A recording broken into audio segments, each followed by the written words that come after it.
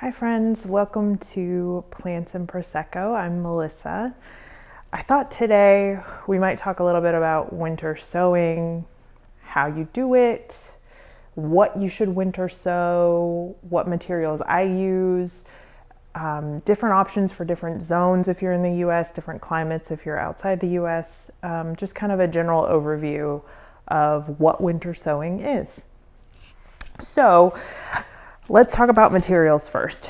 So winter sowing is basically a method where if you live in an area where you drop below freezing, so it would be an area where your perennials go to sleep, where things don't bloom all the time, anything like that, which is most places unless you live kind of near the equator. So you have the option when you sow your seeds, if they are seeds that require a stratification period or vernalization, which basically means that those seeds in nature, they would bloom or fruit, depending on whether it's a vegetable or a flower. And then the plant would basically take that plant and make it go to seed, and the seed would fall off the plant, and those seeds would sit on the ground until the following growing season. And a lot of times seeds like that require a hard cold period. So just like when you plant tulips or any kind of spring bulb, it requires that cold because the temperature will trigger it to bloom. And it's basically the same for a lot of different kinds of seeds. So I have my containers, my seeds, and my potting mix. So we're gonna kind of start over here and we're gonna work our way this way and talk about materials. So materials, you can see I start saving these late summer usually. We're a small household, we're only 2 people, so we don't generate that much of these types of containers. But you can save basically any container that light can get through. So you're gonna take the tops off of these containers, so you don't need to save the top. You can if you're someplace that gets a lot of rain and you don't want these to drown, but you won't need the top. The top is, we'll talk about kind of the structure of this in a little bit, but basically the top is there for a reason. So, or the top is gone for a reason and the opening is there for a reason. So I save everything from cranberry juice containers. This is an orange juice container. We have apple juice. These right here are all of my creamer, all the creamer containers that I drink out of. This is lemonade containers. And then I will tell you that the best container for this, just from a functionality point of view and ease of moving and size, are gallon jugs like this. The half gallons are the next best. And that's because what you're gonna do with these containers is cut them in half, and anything that has a handle like this creates a natural hinge, which makes it a little bit easier. I'll show you that when we cut some of these open, just as a demonstration. But I find that these are the best. So if you live in a household that goes through a ton of milk, that goes through a ton of like distilled water or anything like that, these are the best containers to save. I actually do non-dairy milk for the most part, but luckily my boyfriend is a milk drinker, and so every time he's done with a container, I save them. And I've already done some winter sowing for the season, but I had more of these, and I started with these because these are definitely my favorite. And then I have my seeds, which we'll get more specifically into what I winter sow at this time of year. I have a bowl to mix my potting soil in because you don't ever want potting soil to go into these that is dry. You want it to be pre-moistened and already have that moisture, because that way when you put your seeds in it and you mist them to water them in, they're not gonna jostle or jar or move around too much, which is not as big a problem with winter sowing as it is with other kinds of seed starting, but still a little bit of a concern. And then for this, I actually use regular potting soil. So not a moisture saving mix, just a general, this is just all-purpose. This is the Espoma all-purpose potting soil. And the reason you use this instead of seed starting mix is because seed starting mix doesn't have any of those nutrients in it. So what's going to happen if you do it in seed starting mix is your seedlings might not be quite as robust when you open these in the spring, because they'll get to that stage of having their first leaves and then they're not growing into soil, so they have nowhere else to pull nutrients from, and they might be a little bit stunted. So this already has nutrients in it. It's already, got that little bit of moisture control in it. So when these seeds start to wake up in the spring, they're going to have access to all of that right away. So unless you're going to fertilize these, which I wouldn't recommend, regular potting mix is what you want. So, and then the other thing I have here just as a demonstration. So I'm in Middle Tennessee, Zone 7B. Everything in the winter is really wet here. The spring is really wet. Sometimes we even, especially toward the end, get like a wet summer. So I don't find that I need this on these. I did it the first year because the person that taught me how to do it used it. But she was in a much drier, much colder climate. But this is vermiculite. And what you can do both with your winter sowing and with your regular seed starting is you can put just a thin layer, especially if you're sowing something that requires light to germinate. You definitely want a thin layer. If it doesn't require light, you can put a little thicker layer on there. But vermiculite is great for regulating moisture. It's great for preventing algae growth. So when we talk about regular seed starting, which I'll have out here in a little bit, probably February is when I start the bulk of my seeds. So in February, we'll talk about this in more depth because I do use this in seed starting. But I don't find that where I am, because it's super wet, that I need to use this. But if you live someplace that's super dry, that doesn't necessarily get a lot of moisture throughout the winter, you may want to use this. And you may also have to water these. I will not have to water these. I check on them like once every couple of weeks, but we're so wet here that I will literally put these outside and I will not have to touch them again until I'm ready to cut them open and divvy them up in the spring. Okay, so I'm realizing that the one thing I forgot out here is I did not bring myself any water and I did not bring myself a spray bottle, so hold on. Okay. So I grabbed some water, and then I also grabbed a couple other things I forgot I was going to need. You'll need duct tape, specifically duct tape. You need something that's super sticky and that will last through the season. Packing tape will fall off, masking tape will fall off. You want duct tape.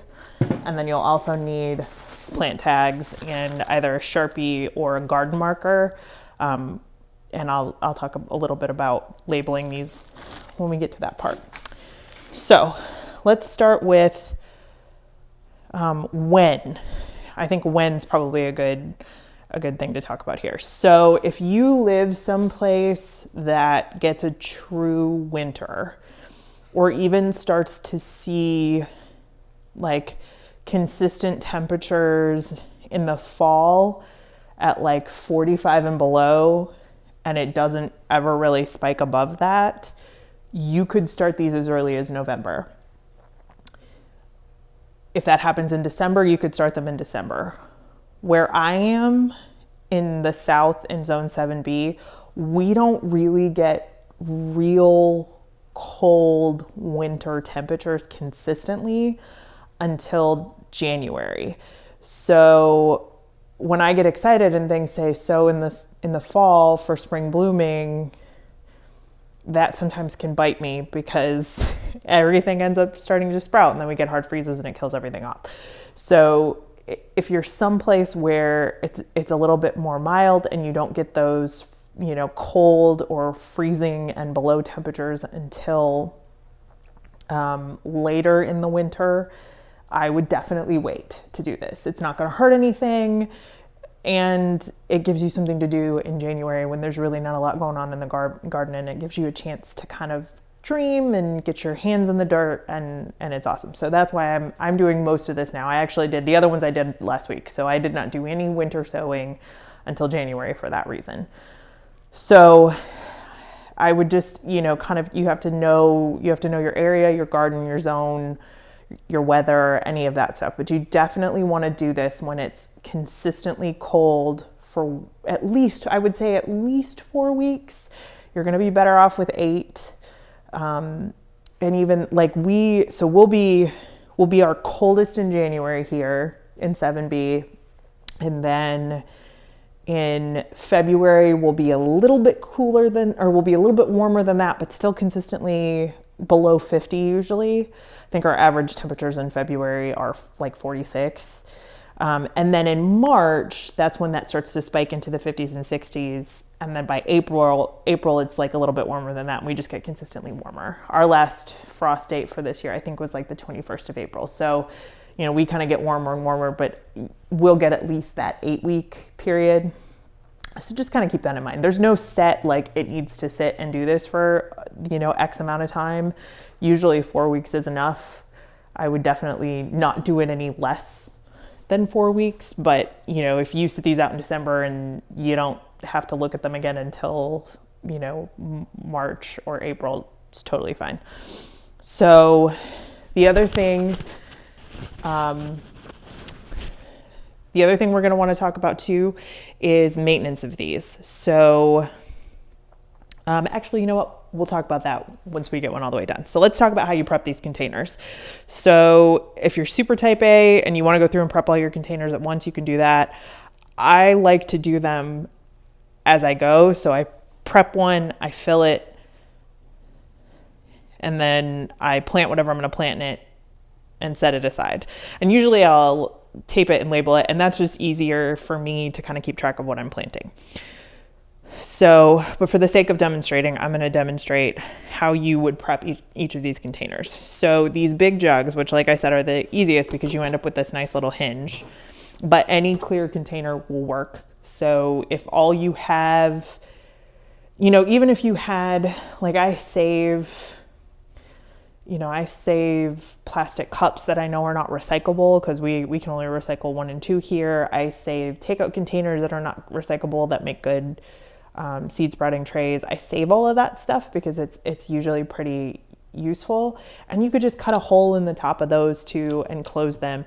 Essentially what you're looking for is to create a little bit of a greenhouse, a little bit of a cold frame to protect these seeds and provide the environment that natively they want to grow in. So for these, with the hinge, you're going to start at one side of this, you're going to cut, and this is just like a utility knife. I've used a pocket knife. You could use a kitchen knife, which I'm sure, you know, anybody who has nice chef's knives would be screaming at you, but anything really that you have that's sharp that'll cut around this, you just want to be really, really careful because it's thin plastic and it's easy to cut. So you're just going to go all the way around, about halfway, right, you know, basically the height of where the end of the handle is. And you're going to stop just short on the other side of that. And what you have is this nice little hinge. So now it opens.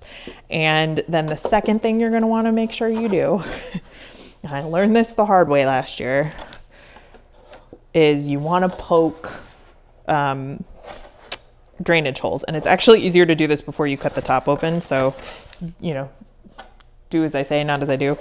But you'll sit this somewhere and you just want to poke, like you just poke maybe 4 holes, put the knife in and twist. See, this is why it's easier. Knife and twist. Knife and twist. Don't cut yourself. This is so not the safe way to do this. And then knife in and twist. You just want 4 little drain holes, and especially here where it's so wet. I mean, you will rot these seeds out if you don't put drainage holes in the bottom of it. It's a good insurance policy, even if you're dry, that if you get like a freak snowstorm or a freak rainstorm, and you end up with a bunch of moisture in here, it's not going to rot your seeds. So there's one. So that's a regular container. You would do the same thing here. So I'm going to do it the right way this time because they just are more rigid. So it's easier. See how that was a lot easier to do. So I just kind of stick my utility knife in and twist a little bit to create more of a hole than a slit. And then you've got that. And then you just do the same thing here. So you start on one side, cut all the way around. Obviously these are a little bit deeper containers. So these would be good for anything that, you know is going to have a more significant taproot or deeper root system, not even a significant taproot. Ooh, and I almost sliced that one through. So, which is fine. You're going to tape it back together, but that's that one. And then these, you can kind of, I know I'm making somebody nervous throwing this knife around. I'm making myself nervous. You're going to want to go about halfway, and it's going to be the same for all of these containers. I've used all these types of containers before. You want to go maybe just a little higher than halfway, and you can pick a spot. Oh, see, I almost did it again. Ooh, these might be a little harder. The bottom of this might have to go in the middle. Oh, I might have to get something a little bit sharper for this one. So let's not start with these as an example. I know that these will let you do this. This is a thinner plastic. So I'm just gonna go in here with this. Come on. There we go. Just put a few drain holes in there. And then with these, you're just gonna go a little bit above, kind of cut around the circle. And like with these, I may actually get the drill and just drill a couple holes in because the plastic on the bottom of these is a little thick. Totally fine. It's not going to hurt anything. And if you get a container that you saved and it doesn't work, I mean, these are all type 1. I think these are all type 1 plastic. So they're all recyclable. I would just rather reuse things when I can reuse them. And then generally I don't save these because they're usually kind of trashed by the end of the season. So a lot of times I just take everything off of them and throw them in the recycle bin. So, you know, they got reused and they got recycled both. So you can create a custom hinge. So in this one, I did all the way around and I left basically like 3/4 of an inch and it'll hinge open, or you can just cut it all the way off and tape it back on. Totally fine. Like either way, it's going to work. So that's basically any of these containers are going to be that way. So we'll put that one back there.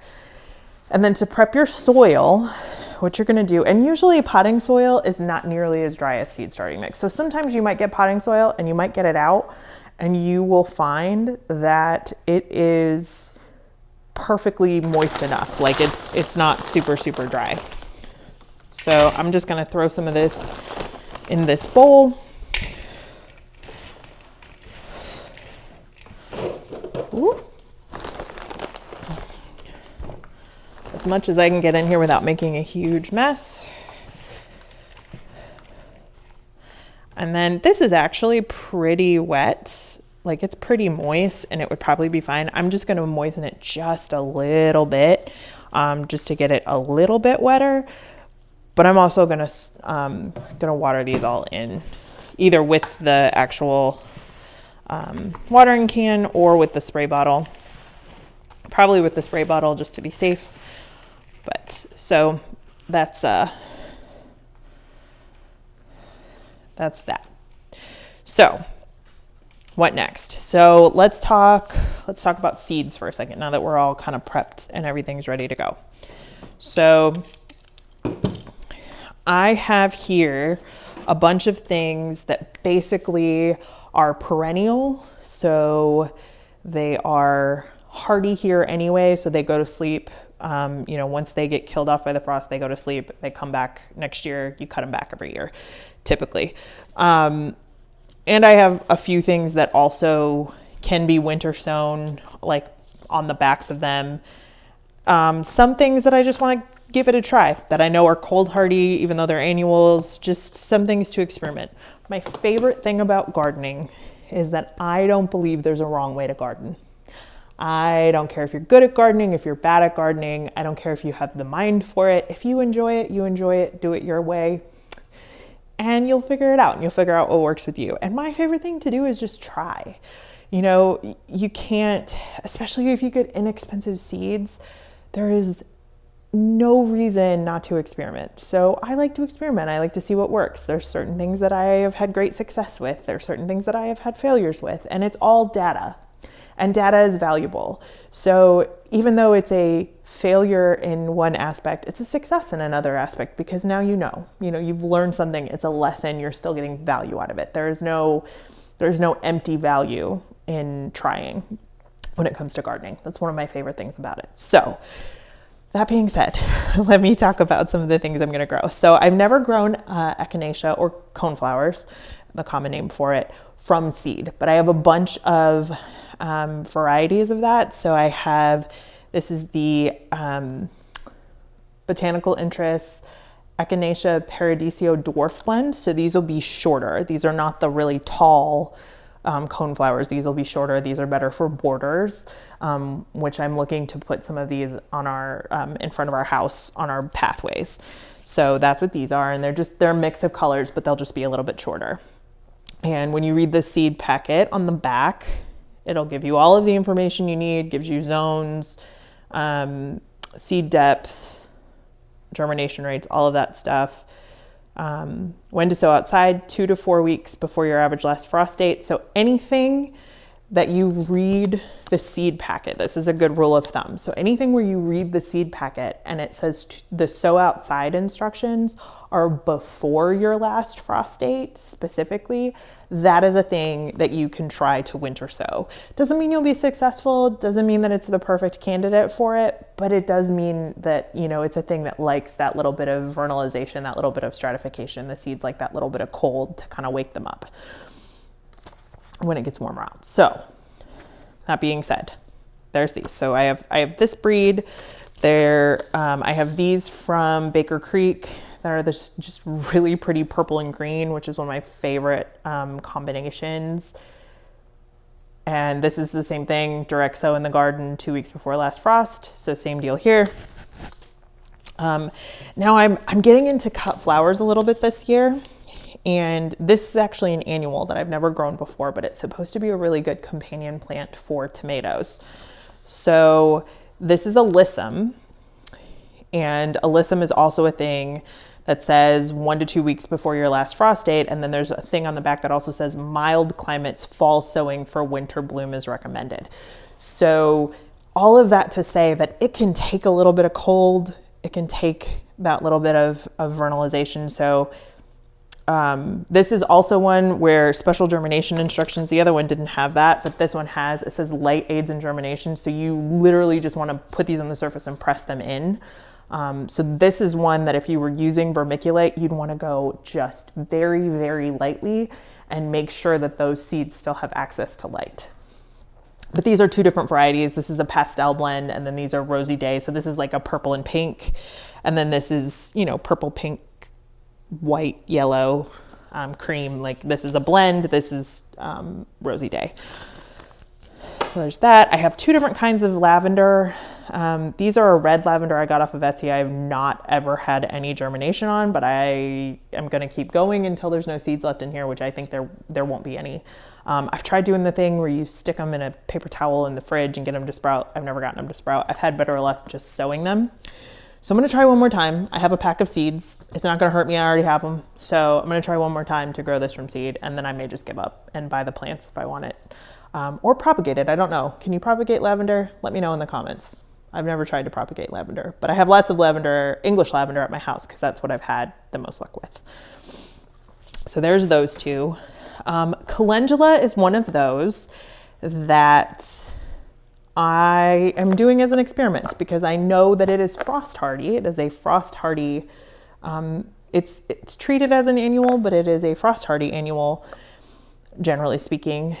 And they're great companion plants. They're aphid attractors. So if you have any kind of bad aphid in your garden, if you plant these nearby, all the aphids will go to these, and they really don't do that much damage to them, if any. And because you're doing that, you're creating a really good environment to get ladybugs in, which will take care of the pests in the other one. So this is a good beneficial attractor too.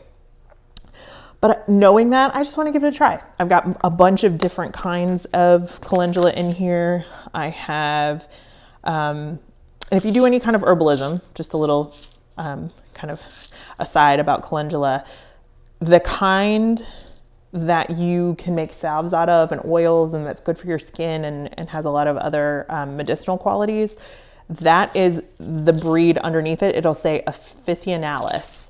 And so that is the one that's medicinal. There are other breeds of calendula that are not the edible medicinal kinds. So if you're looking for it particularly for the herbal qualities, you want to make sure you're getting the calendula officinalis, which is what these are. So this is the Oopsie Daisy, which is an orange and yellow. This is a Zeolite, which is a really pretty like pink and orange almost like a coral color. And I accidentally bought 2 of the Oopsie Daisies, so I feel even I feel even less bad about wasting seeds because, I have extra to play with. This is from Baker Creek. This is the Pink Surprise, so this will be a pink one. And then this gorgeous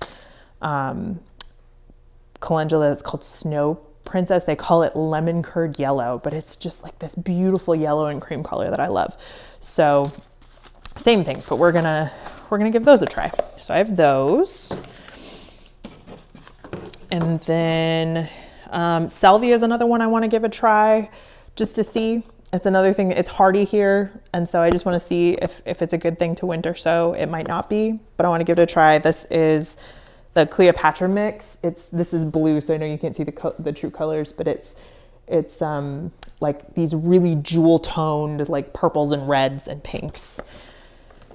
And then I have other coneflowers that I actually harvested from my own coneflowers and from my dad. My dad has the most beautiful purple Echinacea at his house. And so I actually swiped a couple of seed heads while I was there over the summer and harvested those. So I have those. These are dwarf white coneflowers that I harvested from my own. And then I have a bunch of Shastas. So Shasta daisies are another thing that are hardy down here.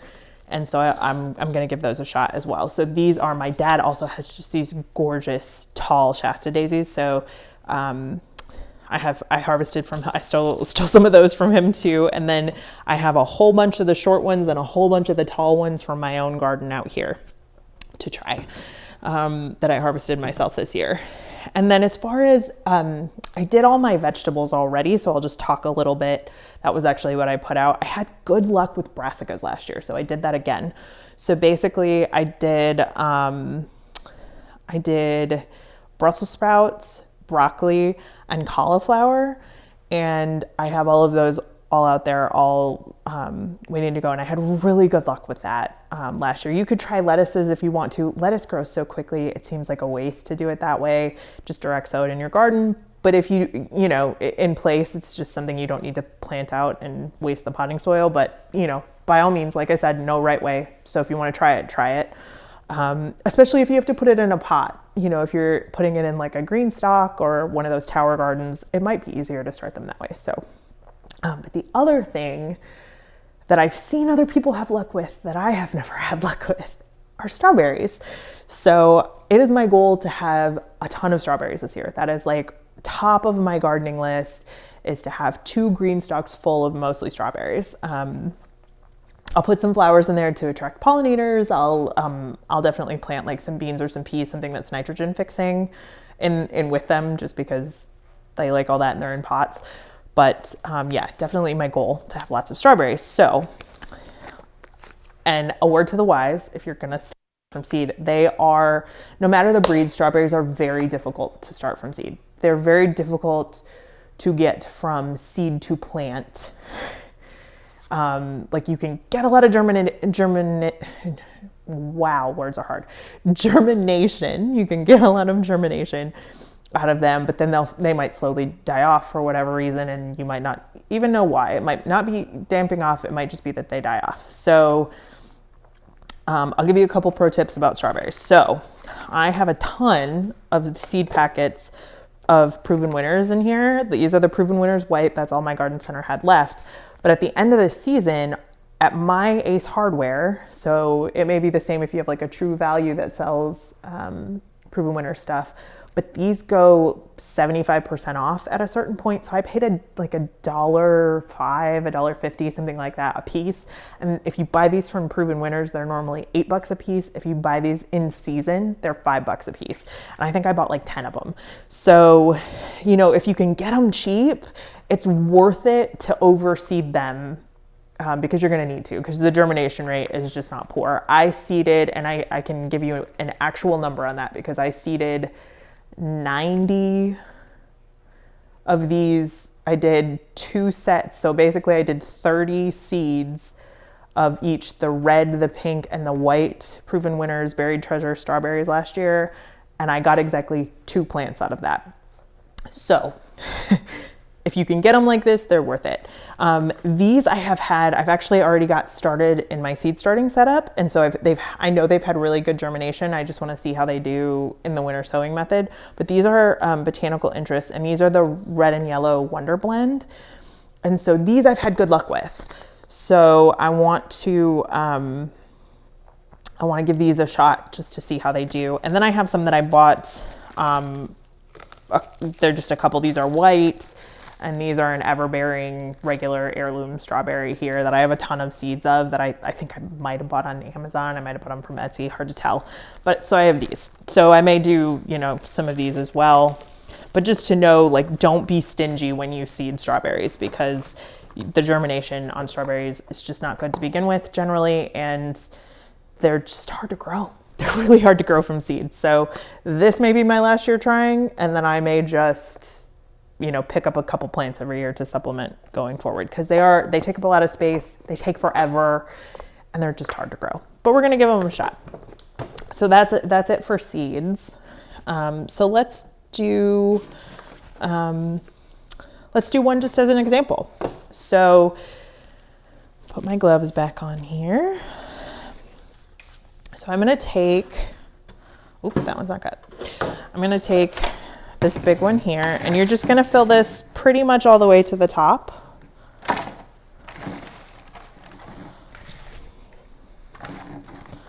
Just kind of smooth it out, gently tamp it down.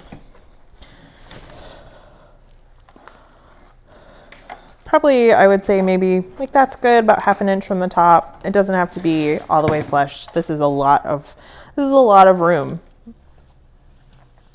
for a plant to grow. And then here's where you have to decide which mindset you're in. You can do this one of two ways, and you will see it done both ways. You will hear arguments for both ways. Again, it's one of those things where it's really personal preference, what kind of luck you have, all of those things in terms of your methodology. You can do this one of two ways though. You can take your seeds. So let's do, I think I want to do my dad's cone flowers, those really pretty purple ones that I have a lot of seeds for. And I'm going to seed these really heavy. So that's the first option, is you can go in here and you can seed these just really, really heavy. And so I'm going to actually do, you know what, I'm going to do an X. Let me just do an X. So these are 1/4 inch, so not super deep. So I'm just going to take my finger and kind of nudge some areas aside to seed these. So I'm going to seed this just super heavy. I'm just going to take this and just kind of seed it super heavy. We'll see what comes up. We'll see what comes out of it. You're going to pull these open and break them apart. You may need to pot them up anyway, so I'm not super worried about it. God, those are pokey. Okay. I know, it's crazy. They're pokey, pokey, pokey. So I'm going to just seed them really, really heavy. And then I'm just going to kind of, you can either scratch them into the surface like this, or since this is only 1/4 inch, or you can take some more soil and cover it on the top like this if you want. Whichever, it's not going to hurt it. Seeds will figure it out. So that's option one. You can seed them really, really heavy. The second option, I will show you how I finish those off in a second, is, let's fill this one up, is you can create more like individual pockets, like when you seed start, and you can seed them really lightly. So that way, ooh, I'm gonna need some more soil, I think. Let's see, this might just be perfect. Let's see, I might have to supplement just a little bit. Yeah, I'm gonna need maybe just a little bit, but that's okay. Okay. And the other thing that putting it in the bowl and kind of mixing it does too is it fluffs that soil a little bit, so it makes it easier for seedlings to break through that soil. Because that's one reason why you use seed starting mix too. It's very lofty. It usually has a lot of cocoa coir or peat in it, so it's very lofty. It's easy for seeds to get through the roots, so they're not spending a lot of energy fighting. But this is a fine application for this because in the wild, they don't get a choice. So, so we've got this set up here for the next one. And I think I will do, let's see. Let me do maybe some of this lavender. Let's try, or no, you know what? Let's try some of the calendula. Let's try some of the calendula. Let's do some of this oopsie daisy. So what you can do is you can kind of divide this. So if I took this and drew a line through here and kind of made 4 pockets, essentially you have 4 seed starting pockets. So for these, you can do 1/4 of an inch to 1/2 an inch. So a lot of times the easiest thing you can do with that is if you have a dibbler, use a dibbler, you can use your finger. If you're a stickler for not pressing into the soil, I just kind of wiggle and I don't press hard because you don't want to compact the soil. And a lot of people get very upset if you push into the soil. I just find it easier. Again, you do you. So I'm going to take some of these and I'm just going to put a couple of these in each. I'm not going to heavily seed this one. I'm just going to put a couple of these seeds in each little container. And that just kind of hedges your bet for, you know, you're not depending on that one seed to be perfect. You might end up with 2. Actually, we can probably fit one in the middle. So let me put one in the middle. But it also makes it a little bit easier to monitor your seeds because you know where they're going to come up. You know how many you put in there. You can even mark it on your labels, whatever you want to do. It just makes it a little bit easier. And I'm just going to put some of that rather than try to dust that over since this is such a small work area. I'm just going to take a little bit of soil and cover those up. So at least you know, like I've got 5 spots in here and you can mark that if you want. If you don't care, don't worry about it. So next steps on both of these. So what you're going to do after you get to this point is you're going to want to label. And what I have found with these is you can't have too many labels because they're going to sit out in the weather for 3 months. And I have most definitely had it where you get to a point and you can no longer tell what's in these containers. So I do basically 3 labels usually. So I'll take a label. I have lots of these different kinds of labels and I will put on here. So these are the purple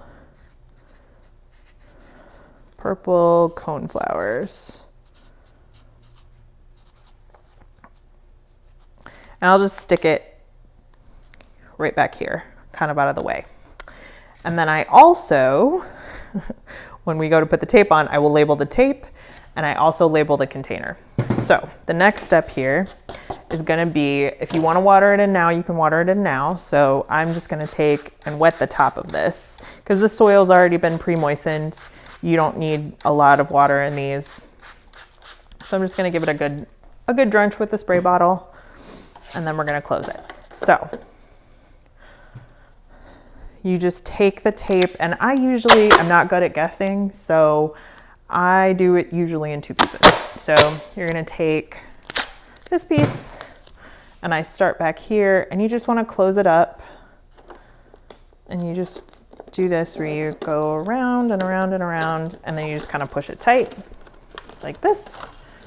And then I'm going to do it again on this side. So if you want to, you can do 1 piece. I just find this a little bit easier for me in the way that my brain works. So there we go. So I've got it all the way across. It's all closed. It's been watered in. So then I'm just going to finish labeling. I'm going to go purple coneflowers. Then I'm going to label down here, purple coneflowers.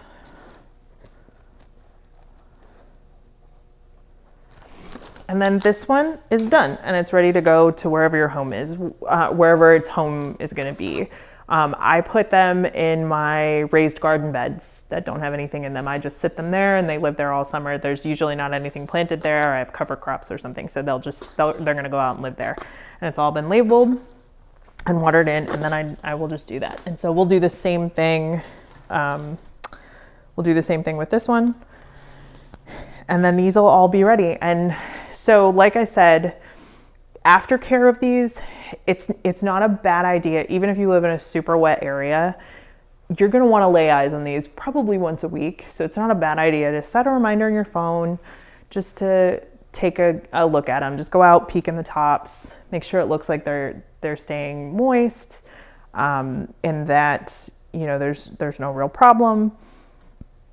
And then if they need a little bit of water, you know, you can just literally take a spray bottle and spray around just like that. No problem. Most of the time, if you live in a wet area, you're not going to have to do that. If you live in a dry area though, once a week is probably what I would check on, because, you know, they could dry out and you don't want them to dry out. It's just like any normal seed starting thing. You really want them to have that little bit of moisture. Doesn't matter if they freeze solid, that's totally fine. But if they are not frozen solid, you definitely want them to stay moist, not sopping or soaked, or, you know, if there's no drainage in the bottom, like a soupy mess, because they'll rot, but definitely moist. And that's pretty much it. And it's easy.